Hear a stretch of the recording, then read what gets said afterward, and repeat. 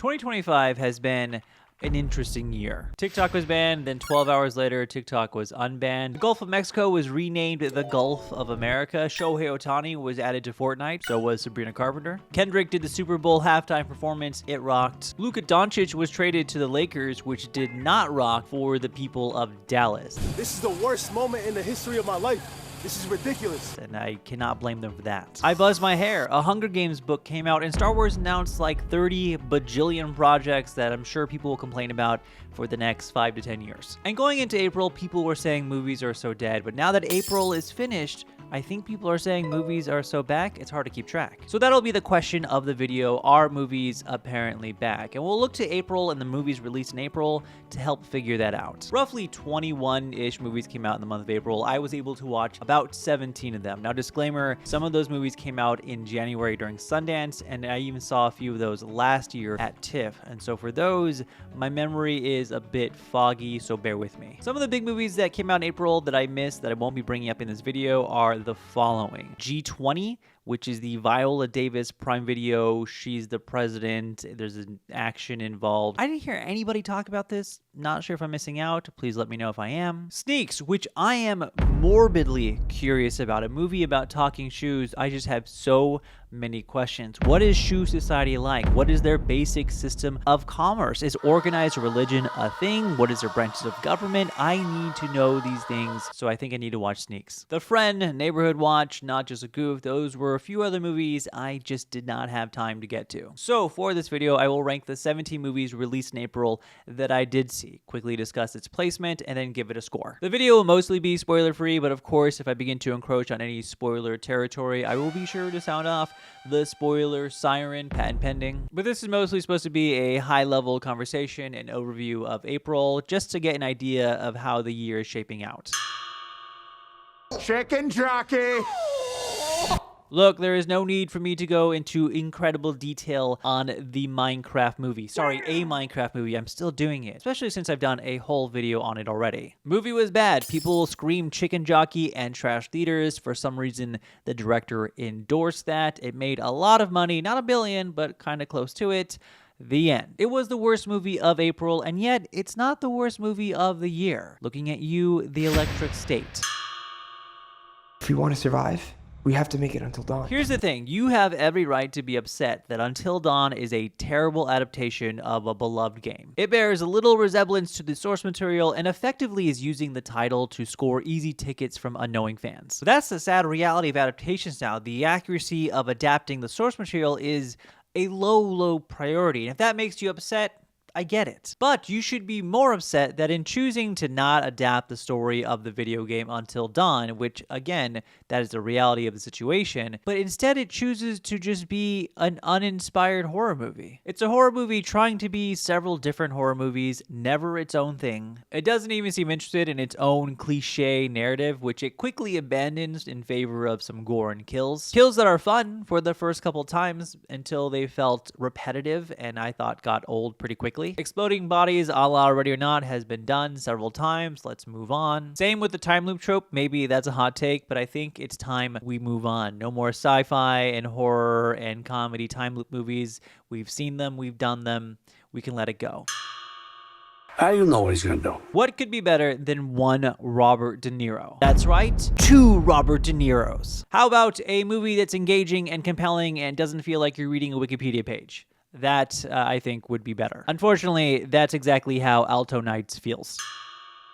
You're not going to get out of this city alive without my help. Havoc was one of my most anticipated movies of April, and it quickly went to the most disappointing watch of the month. Like most people, I really enjoy Gareth Evans' work on The Raid. He has a really electric way of constructing action, and glimmers of that can be seen in Havoc. It's just buried under a mountain of convoluted plot that the movie is weirdly obsessed with, and that can make the movie a fairly frustrating watch.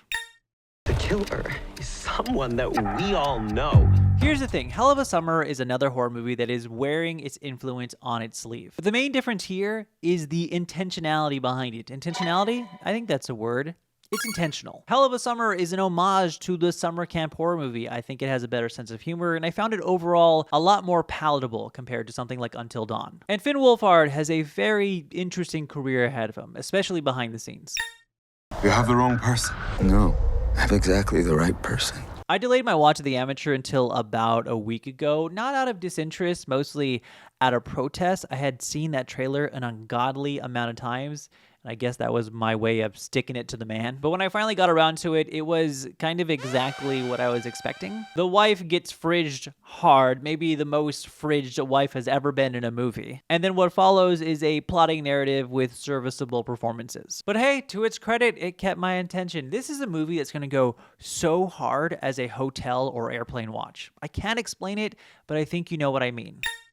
So the thing about poker is everybody's got an angle. Take this mini reaction of On Swift Horses with a grain of salt. I saw it at TIFF back in September of last year. My memory is a bit foggy, so bear with me. From what I recall, though, I found the story to be meandering and the performances to be compelling. Couldn't give you more than that, so if you saw it, please let me know. No call, no text, just trespassing. Here's a question for you. At what age does a coming-of-age film stop being a coming-of-age film? In other words, is there an age limit to coming-of-age films? Slightly rhetorical. I don't think there is an age limit when it comes to coming-of-age films, which is why I look at Sacramento as a coming-of-age road trip buddy comedy. There's a lot about Sacramento that works for me. Its humor never overstays its welcome. It takes the time to have moments of genuine sincerity. And like most movies with these similar themes of feeling lost in life, it's going to resonate with some more than others. Far from perfect, but it has a ton of heart, and sometimes that's enough. And sometimes a 90-minute thriller all set in one location that recognizes and embraces its absurd premise is exactly what the doctor ordered. My hot take here is that I don't love Landon's horror comedies from which he earned much of his popularity, but I do really enjoy movies like Drop. And this one unravels a bit towards the end. There's a subplot here that could work if it didn't feel like an afterthought. But again, it's a 90-minute thriller set in one location. It's kind of like the 2025 version of Phone Booth, except not as good, and it doesn't have Colin Farrell, but it should have Colin Farrell. All movies should have Colin Farrell. Point is, Drop was a fun time. Visually dazzling. I hate that phrase. It's one of the more overused Letterboxd isms, but I think that's a fairly accurate way to describe The Legend of Ochi. From the puppetry to the production design, it is very good at creating a sense of wonder and awe, and it's enough to make any child or adult forget about their problems for a little bit. But when E.T. is your influence, it becomes less about if you're going to be successful in telling a story. That story has been done several times and tested and proven it's going to work. It becomes more about, can you connect your audience to your characters? And that's where Ochi falls a bit short. And yet, this is further proof that movies intended for kids can still be meaningful and good. It doesn't all have to be brain rot. How have you been? Merry Christmas. Happy birthday. But it's not your birthday. Birthday is November 11th. Unbelievable. Easily surprise of the month, I thought The First Accountant was a decent enough dad movie. The Accountant 2, this one is a blast. The Affleck-Bernthal chemistry could move mountains. The action is so much more polished and dynamic. Ben Affleck is, for some reason, line dancing in this movie. Bring on The Accountant 3, I will watch it happily. I would watch The Accountant 4, and The Accountant 5, and The Accountant Return of the Accountant, The Accountant Strikes Back, or Revenge of the Accountant, or The Phantom Menace Accountant, or The Force Awakens the Accountant. I think you get the idea. Bring on all the accountants.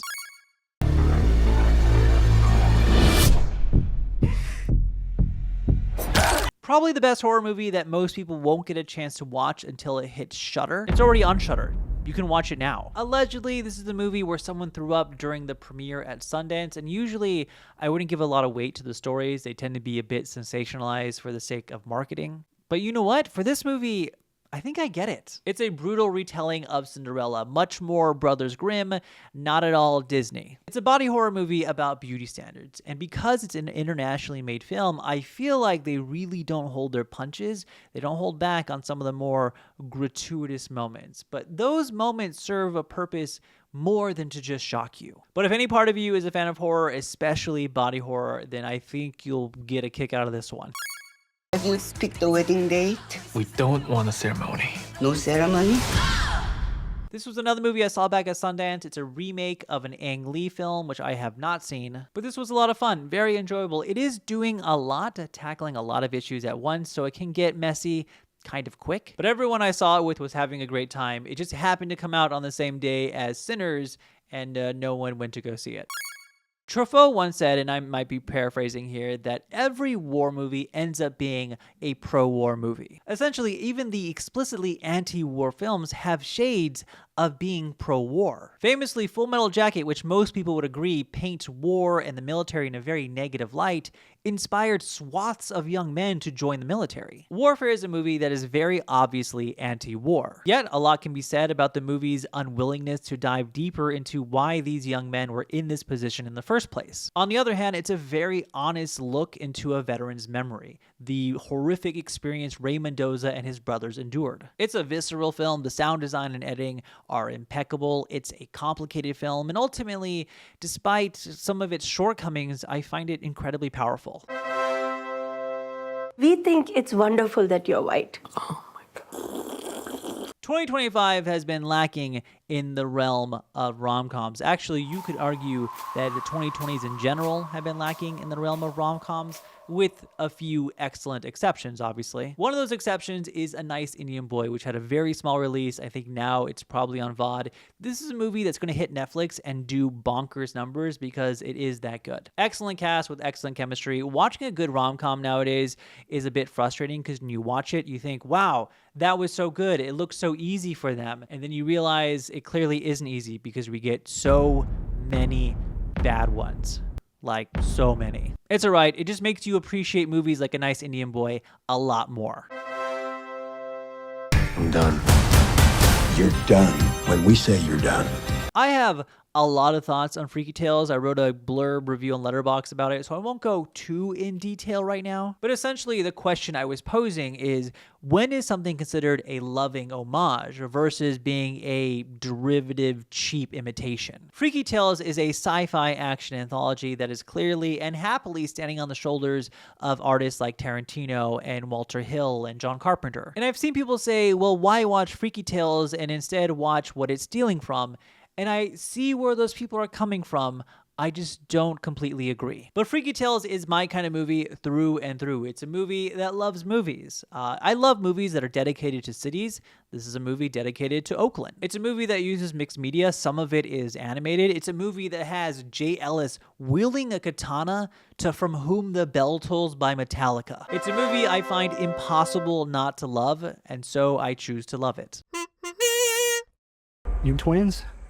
Nah, we cousins. This should be no surprise that Sinners is the best movie of April. It's because of this movie that people are saying, oh, movies are back. Hell, Tom Cruise made time to go see this movie, and that guy is busy jumping off cliffs and holding on a plane, so you know this movie's special. A lot has been said already about Sinners, some of it by me, but it's truly a special film and one that completely deserves all the love it's been getting. And with that, April has been wrapped up. At the beginning of the video, we asked the question, are movies back? Well, the answer really is movies never left. Is that a cop-out answer? Sure. April overall was hot and cold, peaks and valleys. Sinners definitely the highlight, and I think that has paved the way for a lot of excitement entering May. And by the time this video comes out, May has already started off strong. There's been some heavy hitters, and there's still a lot to look forward to. So let me know what your favorite release of April was, or the one that disappointed you, or the one that surprised you the most. As for my posting schedule, clearly I'm still trying to get a good routine going here, but I do really enjoy doing YouTube, so I'm not gonna completely go away. But by the time this video comes out, I will likely be